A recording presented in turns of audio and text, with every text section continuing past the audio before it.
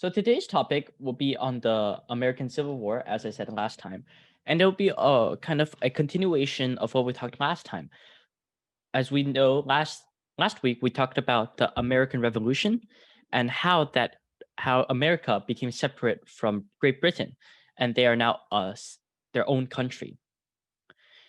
And from that, America being their own country means that they have to make their own laws, and they're their own country, so they make their own rules.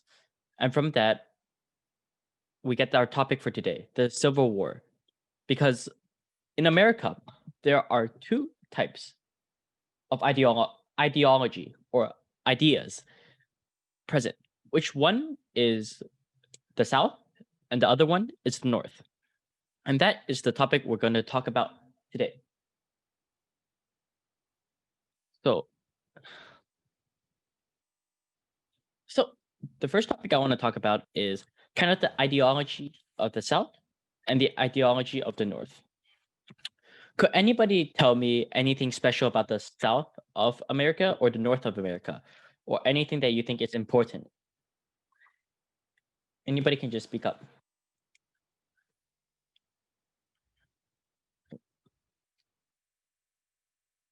Me? Yeah, sure. Go for it, Osborne. So basically, Civil War is. What are you basically asking? So. Oh, I'm asking what is special about the South and what is special about the North. You can give one. First of all, when you look at this picture, you know that the North is bigger, and the North had, I believe, the North had the regular United States flag, and then the South had a different flag. They use they have many battles. It spanned, I believe, 1861-ish to around 1860-ish.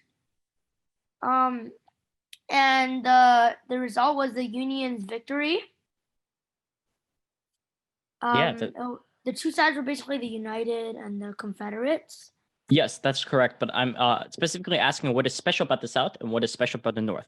From what we learned from the past, the North was led by Abraham Lincoln. Mm-hmm. Oh, this is before the war. So what is special about the South and what is different between these two parts of America? One allows slaves and one doesn't. That's correct. So would you know which one, Jasper? Which one allowed slaves, which one didn't? The South allows slaves, and the North doesn't allow slaves.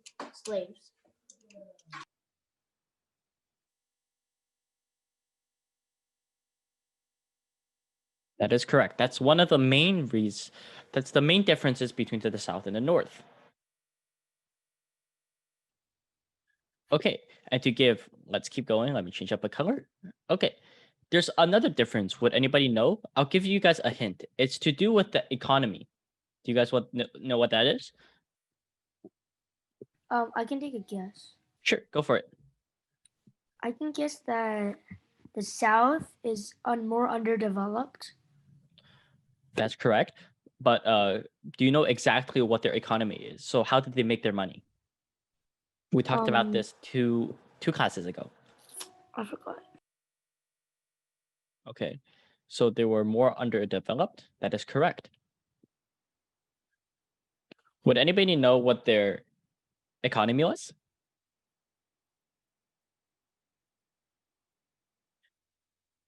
That's fine. The economy of the South was more based of large plantations, if you guys remember.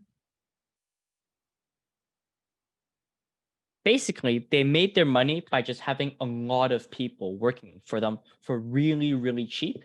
And by having a lot of people work for really, really cheap, they make it possible that they can make money off a lot of things.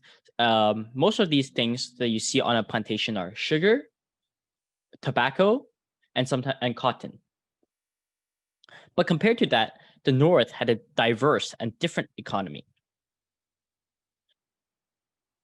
So what the North had were, first, they had lumber. So they were selling wood. They were chopping down wood and selling it overseas to Europe and sometimes to maybe even Africa. They also, from the lumber, because they have more skilled labor, so people with special skills, they from the lumber also built ships. They had one of the best ships in the world back then. Another thing about the North is that because they're colder, they couldn't do large plantations. So that's the main difference. It's the weather that caused these two places in U.S. to have different economies and different ideologies because of the economy.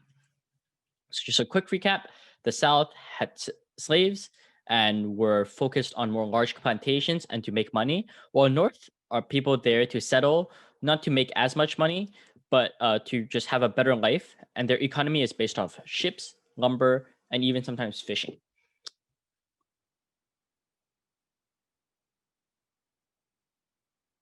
All right. So, as we said before, that there's a difference in these two states. So, from differences, we usually see something called conflict. So, conflict is when two opposing ideas clash and something happens. It's either a fight or where people shout at each other. For example, the presidential debate. That's a clash in ideology. So, because there's a difference between the ideology of the South and the ideology of the North, the people in charge have to maintain kind of a balance. So what they have to do is make sure that the South did not get too much power and the North didn't get too much power either.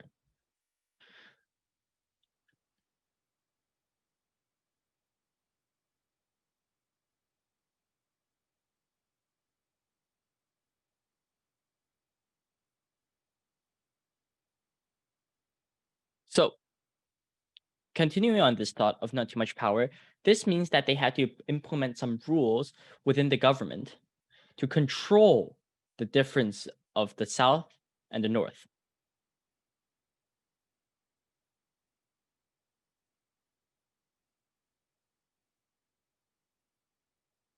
And with this balance, it makes it possible for these two different ideas and different economies to survive together. With this balance, it makes it easy for these two differences to coincide and work together towards a common goal. Because this is still a new country. They can't afford having conflicts inside of the country, or kind of this country will just build itself up, and because of this conflict and because of war, they just break up. So at first, when the country is built, they have to make sure that there is a compromise. That is a really important rule. They always have to have a compromise. And this compromise makes it possible that all of the states can work together. Does anybody have any questions about the balancing of states?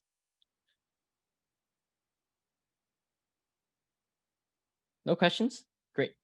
We'll move on.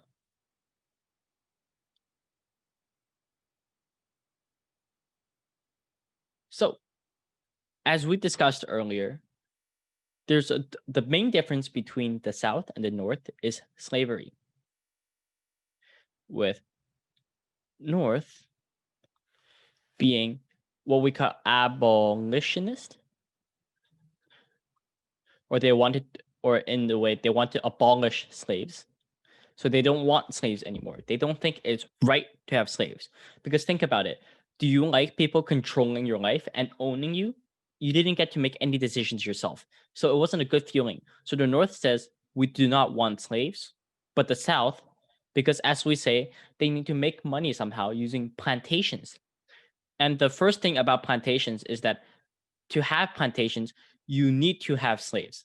So that's why the South were pro-slaves. So they wanted slaves. They didn't want to abolish that. And if you see on the right side, you can kind of see that the times where slaves were abolished. So if we focus on this blue part over here, we can see that it was fairly early to abolish slaves, around the 1780s. So they abolished slaves right after kind of America became their own independent country from Britain. But if you see down here, the orange part, they were much, much later in abolishing slaves, almost at the 1869. So around the time of the Civil War. So you kind of can see this difference in the times, meaning that you can see the North willingly kind of abolished slaves, but while the South were kind of forced after the Civil War. And then to give some facts, most of the North, around like 90% of all of the North, have abolished slaves by the 1850s and have rules against slavery. So in the North, after the 1850s, you were not allowed to own slaves. And this is because the North wanted something called free labor. So they wanted labor to be able to move around. That means that you get to choose what you want to do instead of other people choosing for you. And this means that slaves in the North now are not property, so they're not owned by anybody, but rather they get paid to do that work. So, for example, what if they used to be a farmer in the South? These slaves were forced to work like 20 hours a day, really, really hard. But now in the North, because slavery is abolished or gone, what happens is that the slaves get rights and they get paid to do what they do. But the Southerners really didn't like that.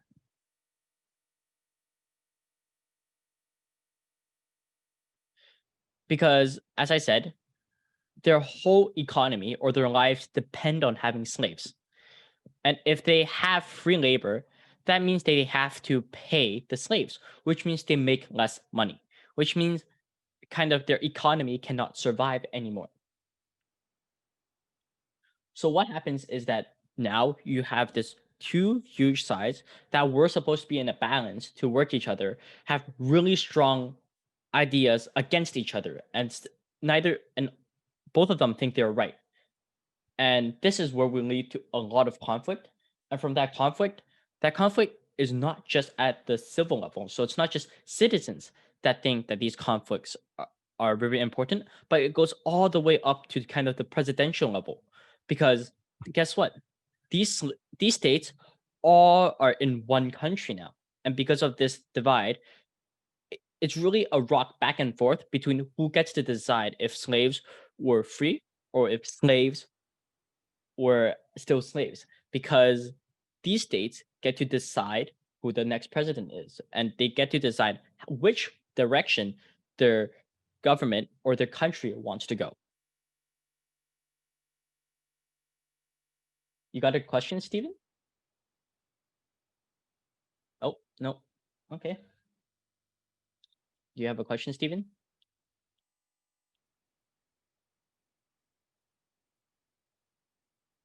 Nope, that's fine. Okay. All right. Does anybody else have a question about the slavery debate? All good? All right. We'll move on. So, as I mentioned before, one very important idea is the idea of compromise.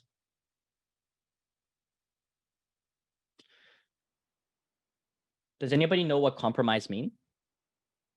I briefly talked about it, but would anybody want to give a definition of it? Camille? It's like when you agree on something.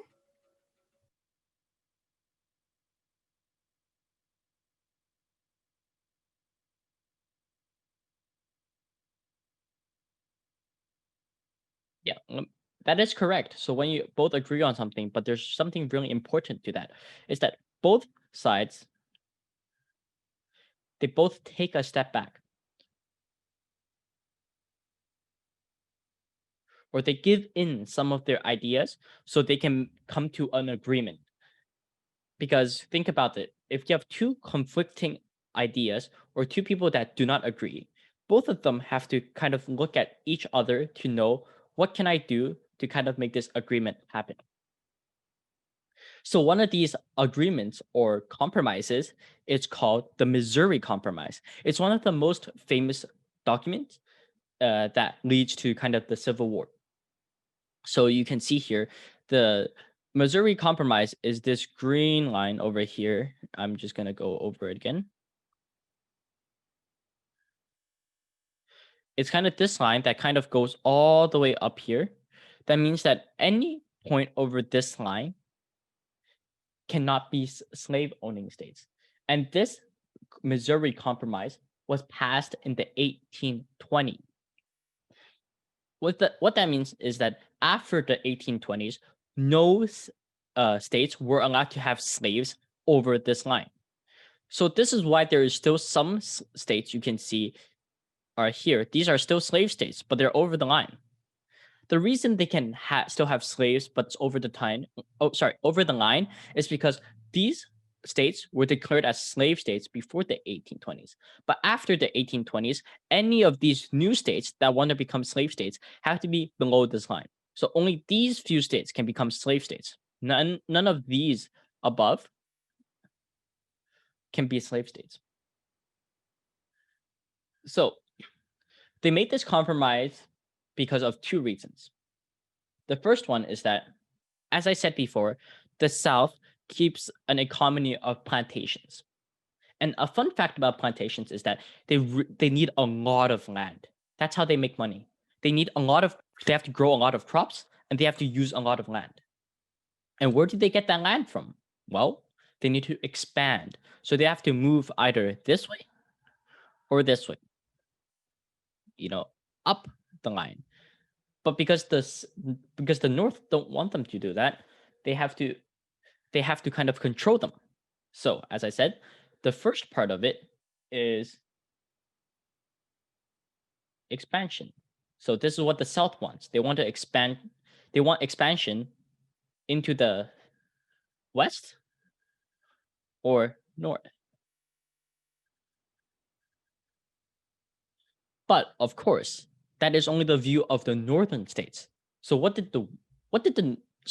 was the view of the southern states. So what did the northern states want? Well, they wanted all of these states to have free labor, as we said. So guess what? This is the conflict I was talking about. One person wants to expand to take over the other person, while the other person just wants to stay itself. So with this kind of clash, they came to a compromise. And that compromise is to say the slave states will stay under this line, while the northern states will stay above this line.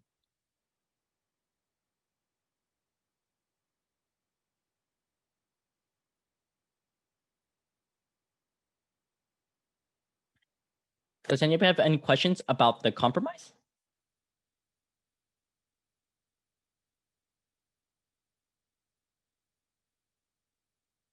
Nope. Okay, we will move on. So we talked about the Missouri Compromise. Next, we're going to talk about another compromise. And this compromise goes a bit further back. And it's a compromise I've talked before, but now I want to kind of tie in how that compromise affects the Civil War and everything that leads up to the Civil War. So on the left side, let's focus on the left side first. This compromise is called the 3/5 compromise, as I probably talked about in the past two classes. It's saying that slaves do not count as a whole person when they vote. Because think about it. There's a lot of slaves in the South, and there's not a lot of people in the North. So what happens is that the South have majority voting power. So they get to decide everything about the country, and the North didn't want that. So they came to a compromise. Because slaves weren't looked as a full person, that's why their voting powers only counted as 3/5 of a person. And using this 3/5 law or 3/5 compromise, they made sure that the voting power of the North and the voting power of the South stayed pretty consistent throughout the years. All right, that is the 3/5 compromise law. Let's move on to the right side. And this is really the part where this balance that I talked about balancing between the ideas of the North and balancing the ideas of the South, and how these two ideas kind of became out of balance. And one had too much power over the other. And this is kind of what led to the conflict.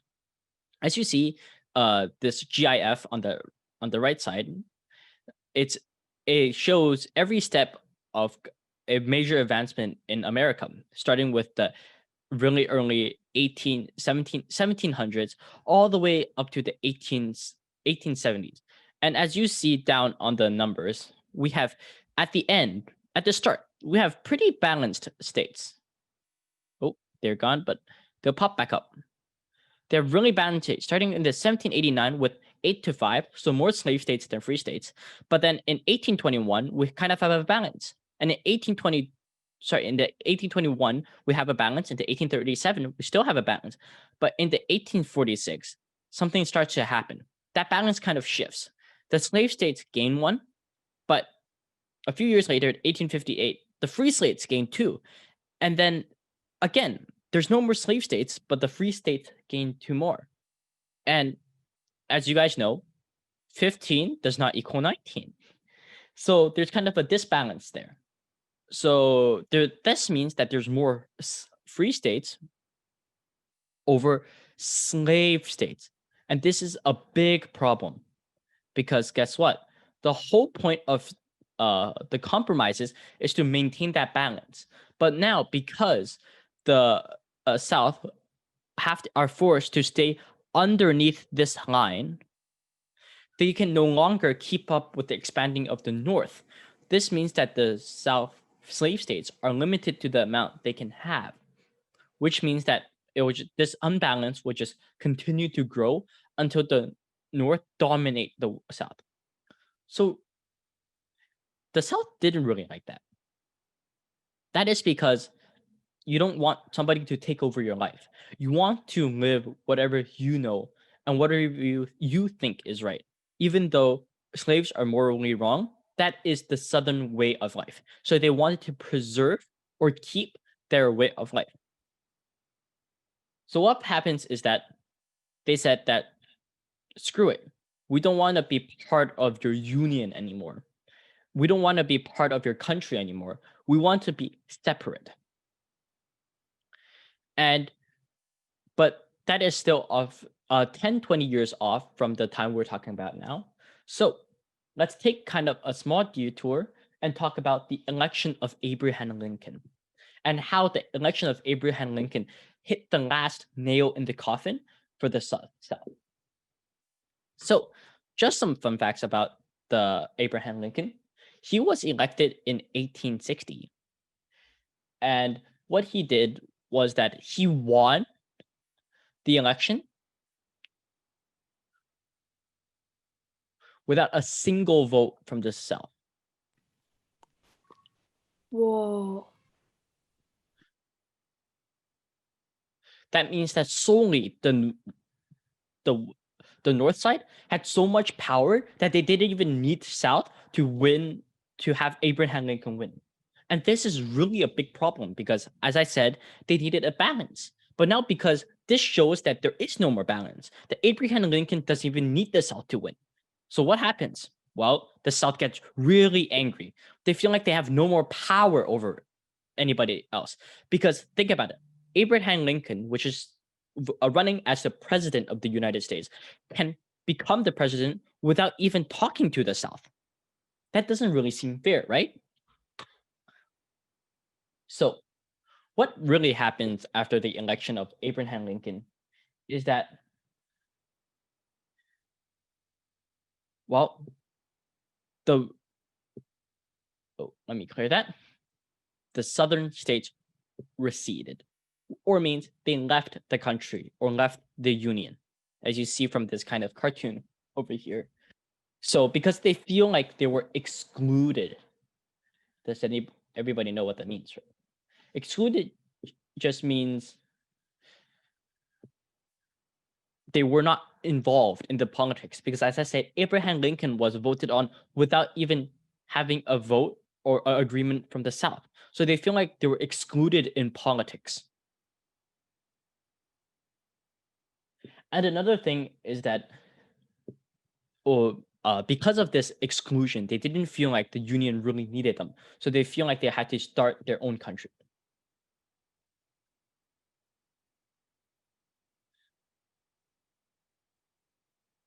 Does anybody know what this new kind of country they called themselves? So the North is the Union. Does anybody know what the South called themselves?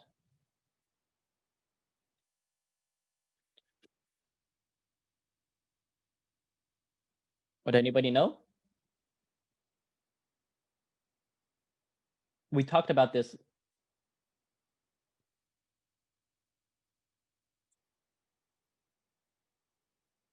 All right, if nobody knows, I'll just refresh your memory a bit.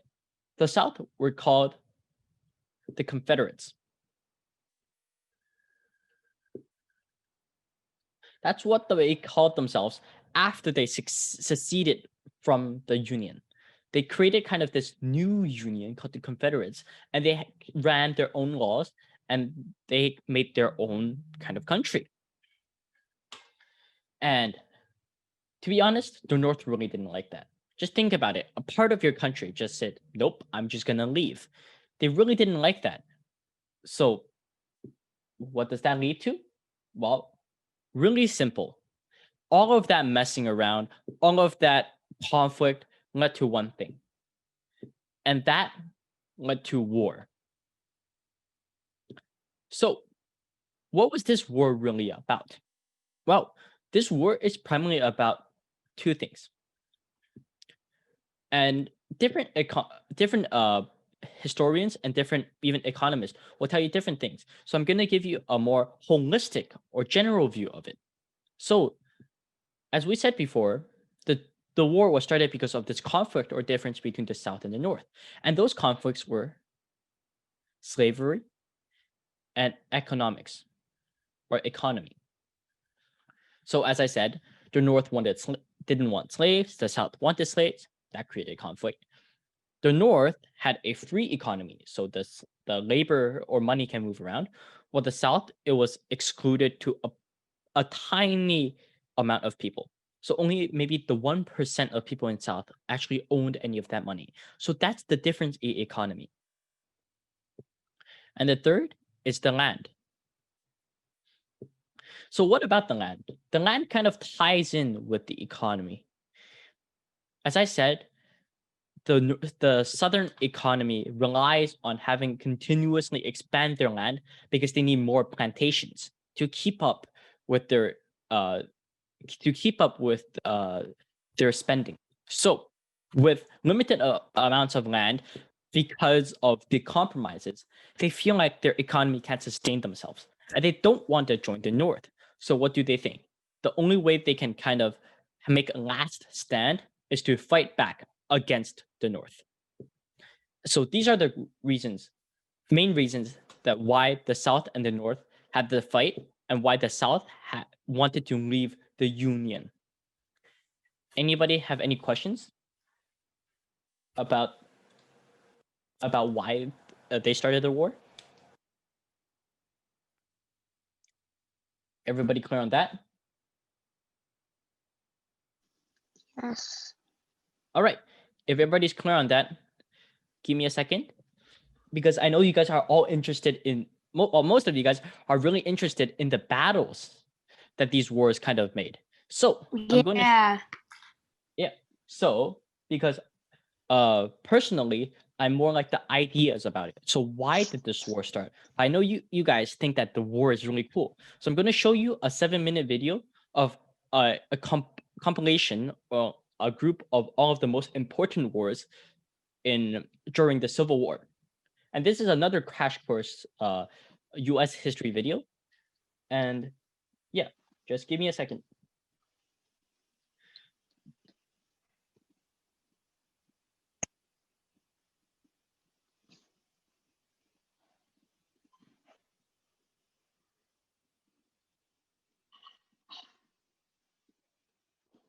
All right.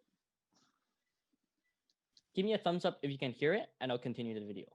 Hi, I'm John Green. This is Crash Course U.S. History. Starting next week, we're going to be talking about the Civil War. And as you may have noticed, Crash Course doesn't usually focus on military history because we're more interested in causes and effects and that kind of stuff. But because we know that some in our audience are likely to insist that a series on American history has to include the battles of the Civil War, I am now going to tell you about every single fight of the war. Wait, Stan, this says there were 8,000 incidents of violence between the Union and the Confederate States of America between 1861 and 1865. Can that be right? All right, change of plans. I am going to tell you about every major battle of the Civil War.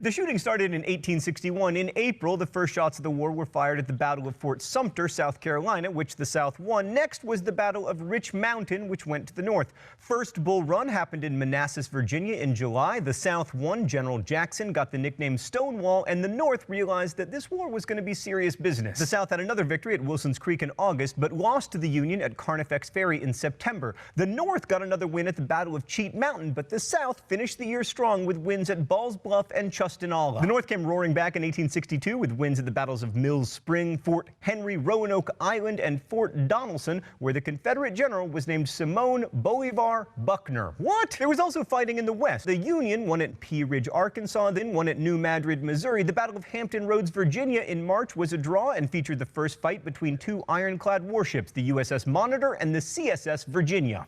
The Union won the Battle of Bern and the First Battle of Kernstown, and then there were draws at Glorieta Pass, New Mexico, and Yorktown. The Union won the Battle of Shiloh, where future Ben-Hur author Lew Wallace was accused of incompetence and cowardice. The Union also won the Battle of Fort Pulaski and the Battle of Forts Jackson and St. Philip, which gave the North control of New Orleans. The North then won the Siege of Corinth, and Union General McClellan fought one of the most indecisive battles he would be involved in at Williamsburg, Virginia, which is really saying something because he was pretty indecisive. Then Stonewall Jackson had a great run, winning battles at McDowell, Fort Royal, and Winchester. Union forces captured Memphis, Tennessee in May, but then lost a couple more battles to Jackson at Cross Keys and Port Republic. In Virginia that June, Robert E. Lee and George McClellan fought a series of 6 battles in 7 days, which were called the 7-day battles because historians are so good at naming things. There was a draw at Oak Grove, Union victory at Beaver Dam Creek, a win for Lee at Gaines Mill, ties at Garnett's and Golding's Farms, the Battle of Savage's Stations, and the Battle for Glendale. Then the Union finally won the 7 days at Malvern Hill, but McClellan withdrew after the battle, allowing Lee and the remaining Confederates to escape. And then in July 1862, one of the least consequential battles of the war took place in Stan's hometown of Newburgh, Indiana. A force of 35 Confederate irregulars built some fake cannons out of stovepipes that they called Quaker guns, crossed the Ohio River,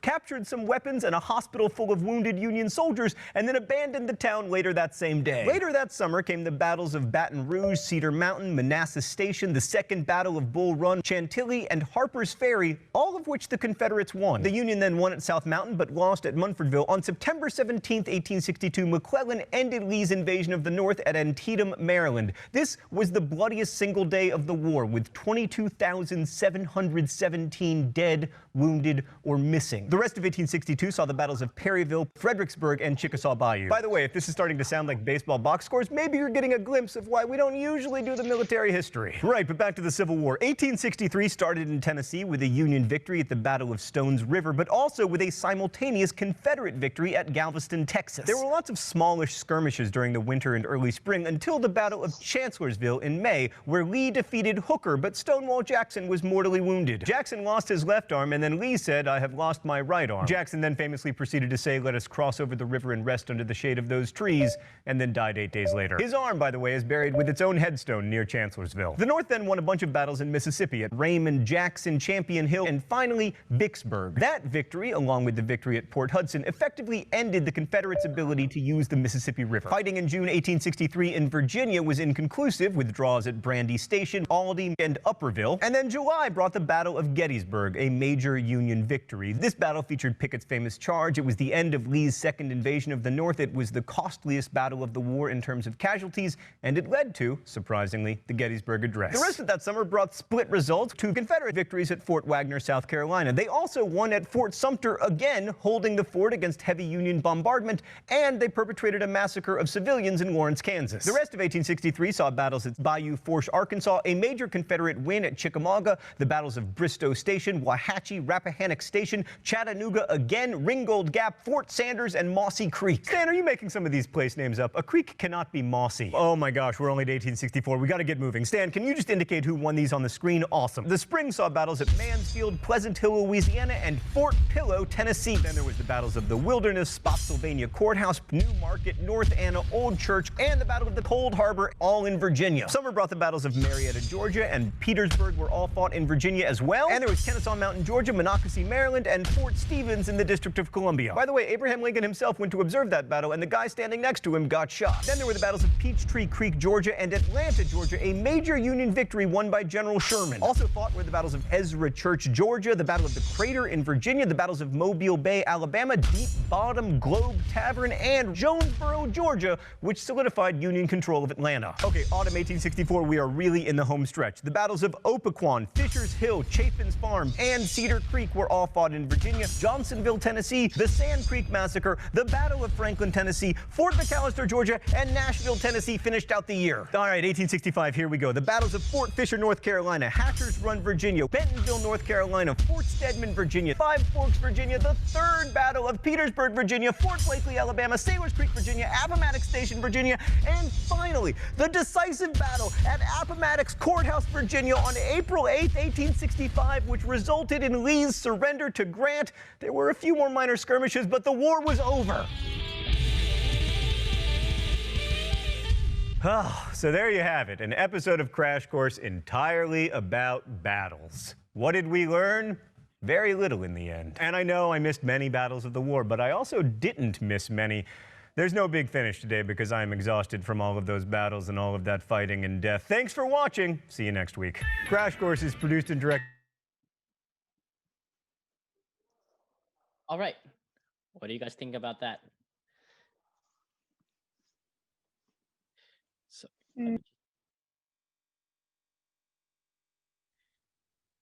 that was kind of dry, wasn't it? Cool. Yep, it is really cool to learn about all of the wars and how kind of it was really a back and forth battle between the Confederates or the Confederate States and the Union, or what we call America. And as you know, at the end, because of the leadership of Abraham Lincoln, they won the war. And that led to the South kind of being forced to join back into the Union and creating America as a whole again. So that is kind of the war part of it. But now I really want to dive into the kind of that was kind of physical battles. Now I kind of want to talk about maybe a psychological or battles of the mind. And this is just to clear your mind because that was a lot of information to take in. We're going to end off with a nursery rhyme I think a lot of people are familiar with, but you guys may not know that this nursery rhyme was made famous because of the Civil War. This nursery rhyme, or back then was kind of a folk song, was made famous as kind of a mockery from the North to the South and the South to the North. So they used part of the songs during battle or even after battle to mock each other, or even they either sung it on the battlefield or after the war, they even sang it on the streets to kind of mock each other. So you guys might know this, and give me a second. Let me pull this up so I can show it on the screen. And the name of it is Yankee Doodle Went to Town. I think a lot of you guys would know this. But this is a very important piece of history, as it is one of the it's the most famous song in the US because of the Civil War. So I think this is something that everybody should listen to. Give me a thumbs up if you can hear it.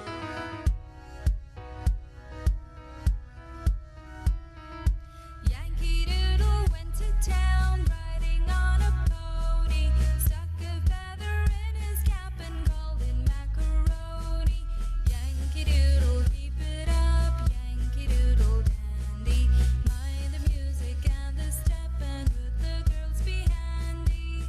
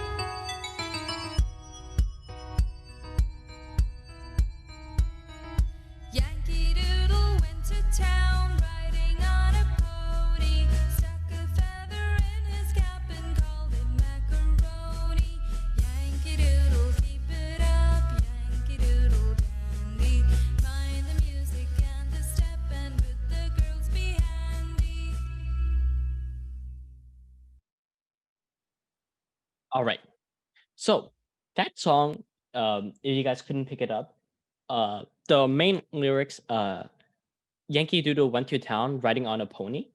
That's kind of mocking each other, saying that, oh, you don't even have a proper horse. You have to ride on a pony. And the next line, stuck a feather in his hat and called it macaroni. So that's also calling each other idiots or dumb, saying that, oh, by just putting a feather in your hat, you think you're really fashionable, which is kind of saying that you guys don't know what you're doing, kind of thing. All right.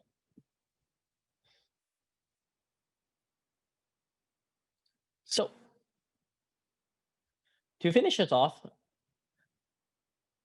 I just want to give you guys a quick recap of what we learned today.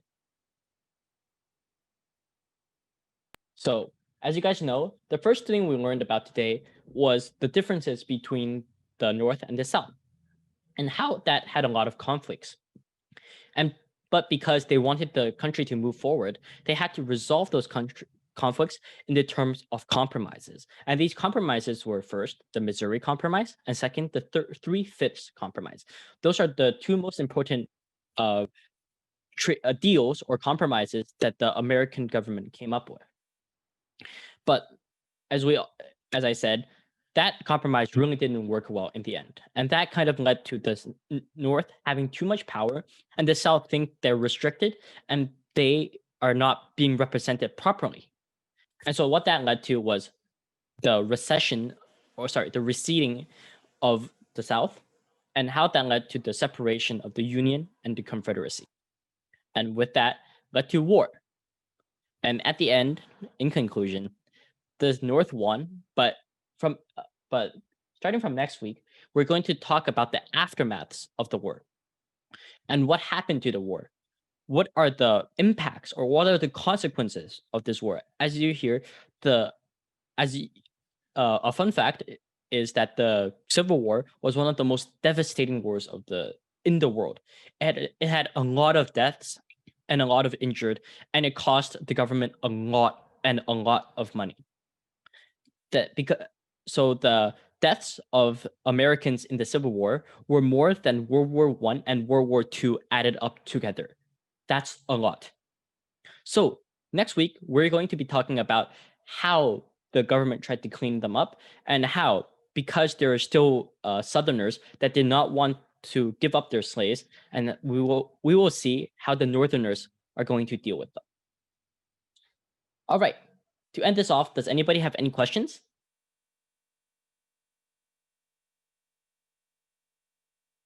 Nope. Everybody clear? Everybody understood what I talked about today? Yeah. All right. Then have a great weekend, and I'll see you guys next week.